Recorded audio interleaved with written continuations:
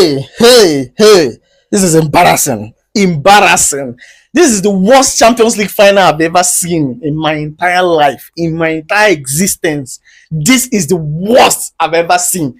Going into this game, me and you were discussing. I was telling you that it should be 1-1, 2-1, highest 0-0. What do you think? What do you think about the game, sir? Inter, I expected too much from Inter to get these results. Like, I expected a whole lot from that team. You are far more experienced. You've played the UCL final more recently than what's it called? PSG. How can you be run down with 5 goals? How can they score 5 goals, all replied goals in a final, in a UCL final? This is not a group phase game. This is not a knockout phase game. This is a final, like winner takes all. And you go in there and you lose 5-0. Nah, I don't want to see Inter in the Champions League final for a very long time. Honestly, it's embarrassing. This is the worst. The last time we saw a one-sided final like this was Barca Manchester United in 2009. Honestly, this one, I think historically, is the worst final ever.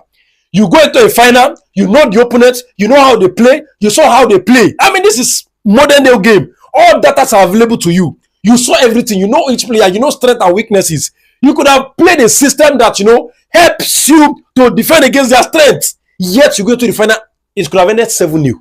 It could have entered 8-0. Any result you want to imagine in your head, it could have happened. How?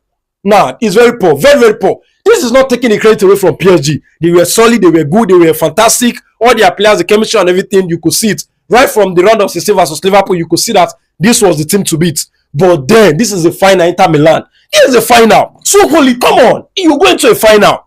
You know that once you lose this game, that's all. There's no replaying, nothing. And then you go in there and you lose by 5 goals. All replied goals.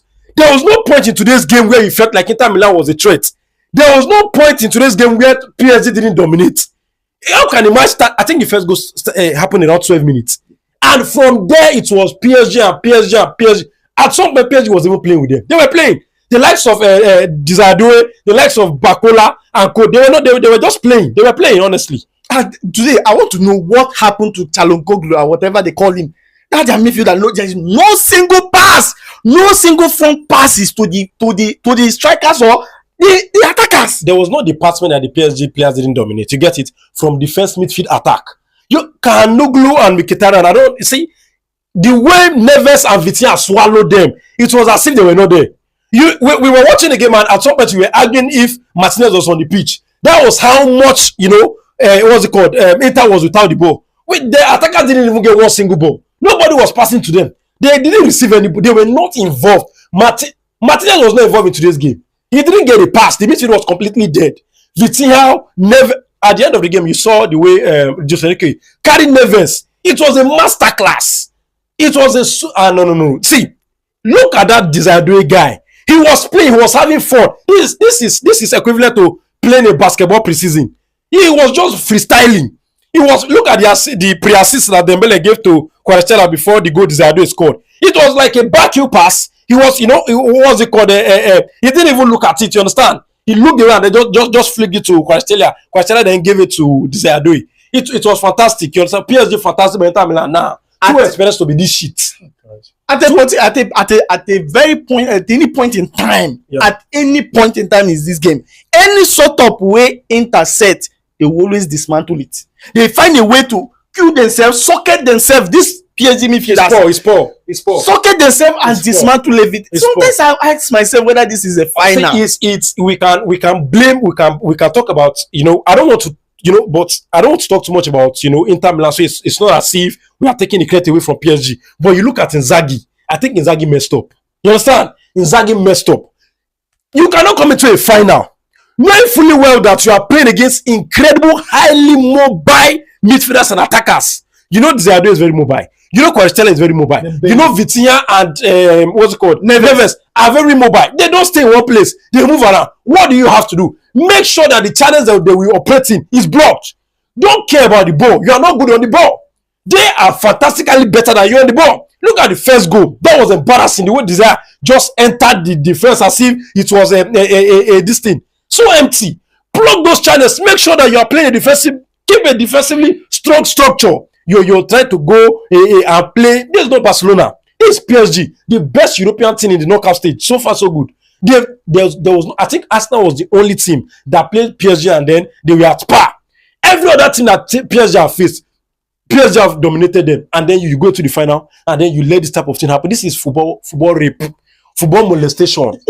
I'm telling you, football BDSM. They were annihilated, embarrassed, taken out. No. I see. You could see the entire Inter Milan players. You understand? They don't know how to feel. Like their emotion was completely mixed. They don't know whether to feel sad or to feel bad or to feel embarrassed or to cry, because it's not as if it was a game that you lost in a way that you can cry. They beat you. They plastered them with nice. Better beating, like 73 minutes for 0.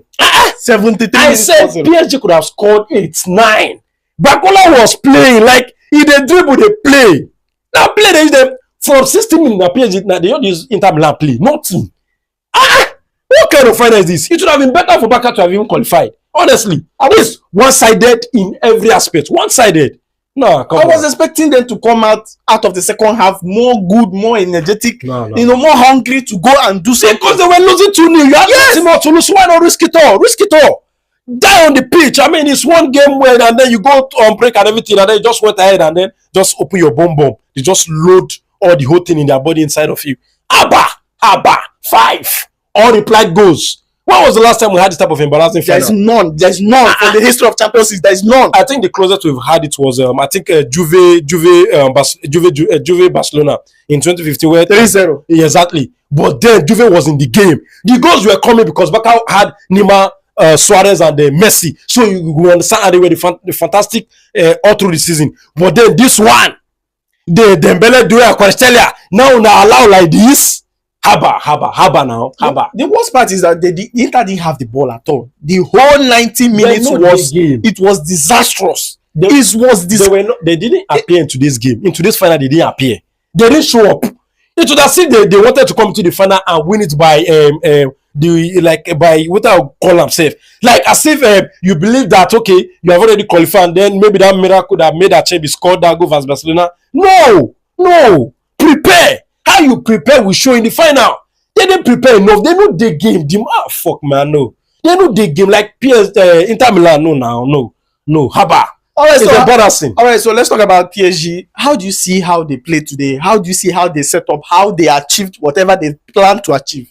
Well, I think it's no different from the way they've been playing. You understand? I don't even think they went any they played any differently from the way they played Liverpool, Arsenal. They played the same way. You understand? But you could see the consistency in the way they carry the ball, the way they play the ball. The midfield setup has been awesome right from the time they started to get, fame playing Liverpool and then playing Arsenal. And then even Dembele didn't really, do too many outstanding things today. It was more or less Désiré Doué, Kvaratskhelia, Vitinha, Neves, and co. And the PSG defense too. They were not really bothered. But you see those two midfield guys, awesome. I think Portugal are really blessed to have them. Honestly, I do hope that Roberto Martinez, the manager of Portugal, is looking at this match and understanding that whatever is going to take you, make sure that this two continues because the bond, the chemistry is there. I think in the entire Europe, I can tell you that this is the only midfield in Europe that you can say they have, asymmetry. Exactly. The asymmetry is top notch. The chemistry is just fantastic. They are so good. So good. I won't be surprised if I see like 5-6 PSG players in the UEFA team of the season. They fully deserve it. And first of all, they are not always one place. That's what I'm saying. You cannot see Vitinha one place in 1 second, even in 2 seconds. And second is Shaun Neves. It's just like chess. Now chess they are very mobile. I think congratulations to Luis Enrique. He did awesome with this team. They were fantastic. You could see that they had a coach. The way they were playing, you could see that every single player that came from the bench knew what to do. So you credit to his coaching. Nobody was playing out of the structure. Fantastic from him. They fully deserve it. Luis Enrique, fantastic guy, fantastic manager. He's been there. He has not been getting his credit since he's been manager. I think this is the first time that everybody gets to see how fantastic Luis Enrique is, and he fully deserves it. That's just it. All right. Thank you so much for your time. Yeah. And guys, please don't forget to follow us on all social media platforms at Football Analysis 247 and also subscribe to our YouTube channel. Thank you for watching and see you on the next one.